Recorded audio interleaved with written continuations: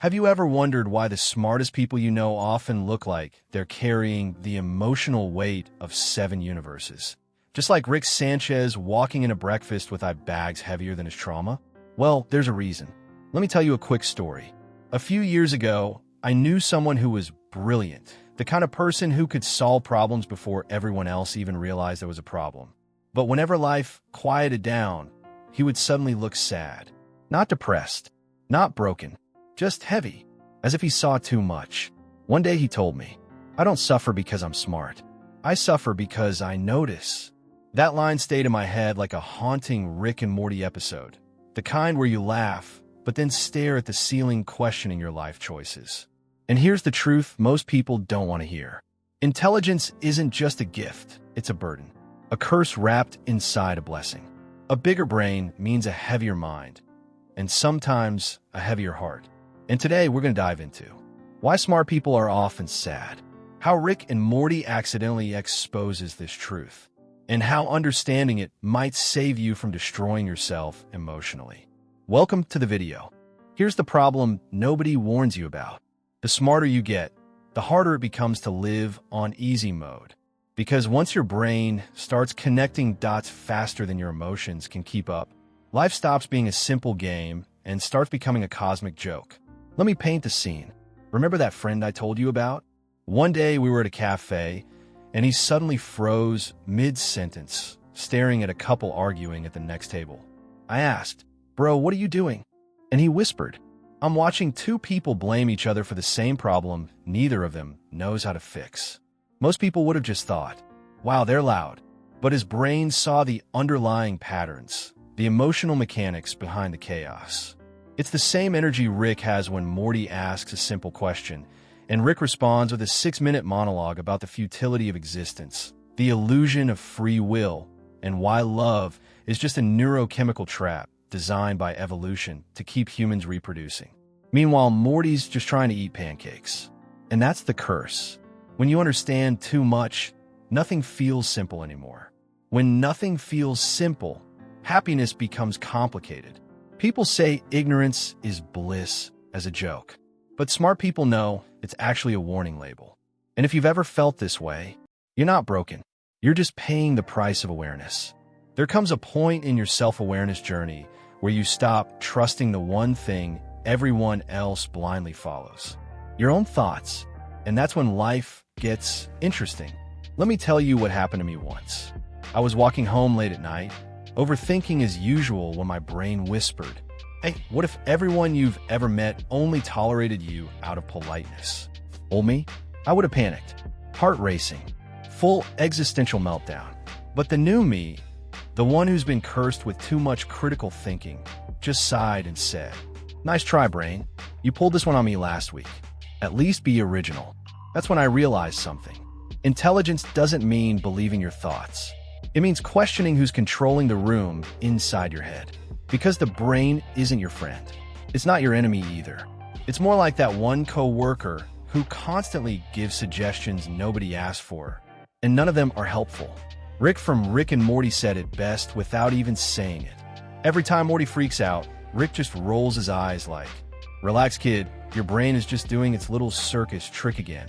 And here's the truth. Smart people suffer not because life is harder for them, but because their mind is too loud, too sharp, and too good at creating problems that don't exist. If you've ever been mentally exhausted, even though nothing is wrong, congratulations. You don't have a problem. You have a brain that sees too much, and it won't shut up. There comes a point in your self-awareness journey where you stop trusting the one thing everyone else blindly follows, your own thoughts.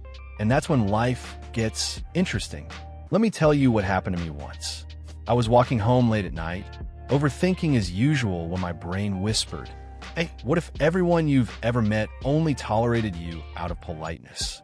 Old me, I would have panicked, heart racing, full existential meltdown. But the new me, the one who's been cursed with too much critical thinking, just sighed and said, "Nice try, brain. You pulled this one on me last week. At least be original." That's when I realized something. Intelligence doesn't mean believing your thoughts. It means questioning who's controlling the room inside your head. Because the brain isn't your friend. It's not your enemy either. It's more like that one coworker who constantly gives suggestions nobody asked for, and none of them are helpful. Rick from Rick and Morty said it best without even saying it. Every time Morty freaks out, Rick just rolls his eyes like, "Relax, kid, your brain is just doing its little circus trick again." And here's the truth. Smart people suffer not because life is harder for them, but because their mind is too loud, too sharp, and too good at creating problems that don't exist. If you've ever been mentally exhausted, even though nothing is wrong, congratulations. You don't have a problem.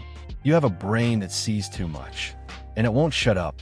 There's a strange thing that happens when you develop critical thinking. You start noticing the exact moment your mind tries to manipulate you. It usually happens in silence. Not the peaceful kind, the kind that feels like a room with no air. You know that moment when you're alone, and suddenly your brain whispers, "You're behind. You're wasting your potential. Everyone is moving except you." Most people panic. They scroll. They distract themselves. They sprint into noise like it's oxygen. But you stopped running.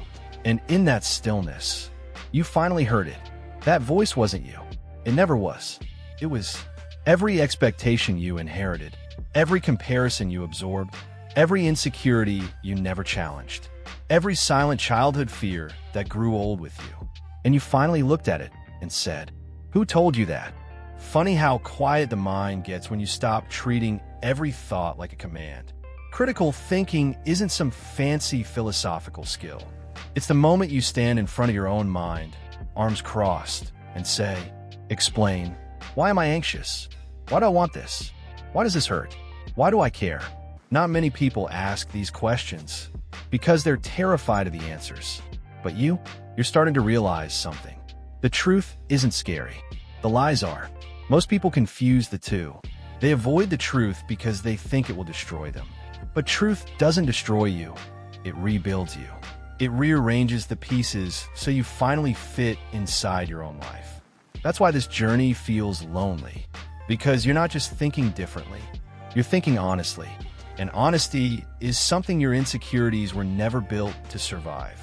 Here's the uncomfortable truth no one wants to admit. You haven't been thinking for most of your life. You've just been reacting. Reacting to pressure. Reacting to fear. Reacting to other people's expectations. Reacting to emotions you never questioned. It's like you've been walking through your own mind holding someone else's map. And the worst part? You didn't even check whose map it was. But then, something changed. It wasn't dramatic. There was no spiritual awakening, no lightning bolt, no main character moment. It was something tiny. Maybe you disagreed with a friend, or questioned something your parents always said, or suddenly wondered why you want things you don't even like. Whatever it was, that small crack opened the whole wall. And for the first time, you saw the machine behind your behavior. You weren't choosing.